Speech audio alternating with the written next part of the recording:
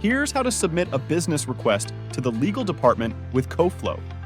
You can access it via any internet browser on any device. Preferably, you can save the site as a favorite in order to have easier access to it. Once the request page has loaded, you will see all your previous requests indicated in the request list. In order to submit a new request, you can click on the Submit Request button on the top right corner. A menu will then load, allowing you to choose which request you would like to put through to your legal department. In our case, let's choose a new contract and document request. A form will then load for you to specify the information required by the legal department. The little asterisks next to fields show which of them are mandatory fields.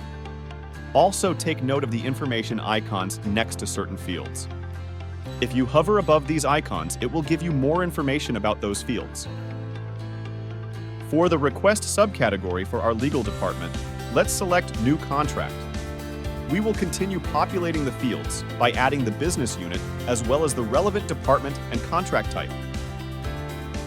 Once that is selected, you could see that another tab has popped up between request details and supporting documents. Next, we will fill in the requester details, which is one of the mandatory fields. From there, we can specify the request date from the drop-down menu. Afterwards, we can add the date on which the contract is required. These following text boxes are multi-line text boxes, meaning I can add more information to help my legal team further understand the requirements of the contract. The counterparty is a search and create field, allowing you to either search for certain values in the drop-down menu or create a whole new profile to use in future.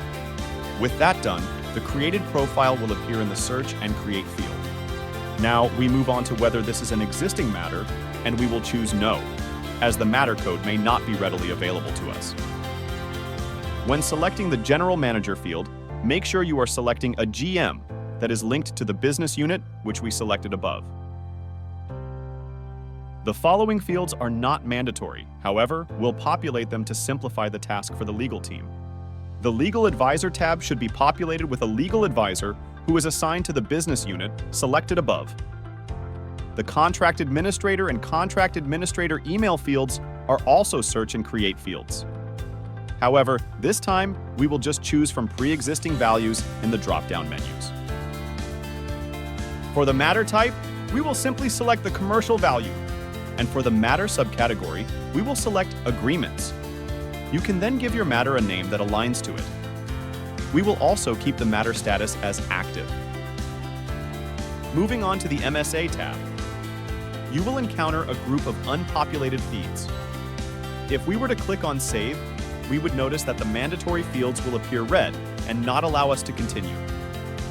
Let's quickly populate some of these fields by adding the contract number, the type of legal entity, and the registration number. We will skip the country as that is not mandatory and move on to the supplier address. We will populate these mandatory fields with all the information that we can. Finally, we can select the various fields which affect the clauses related to the contract. We can also add supporting documents that the legal team might want to take into consideration.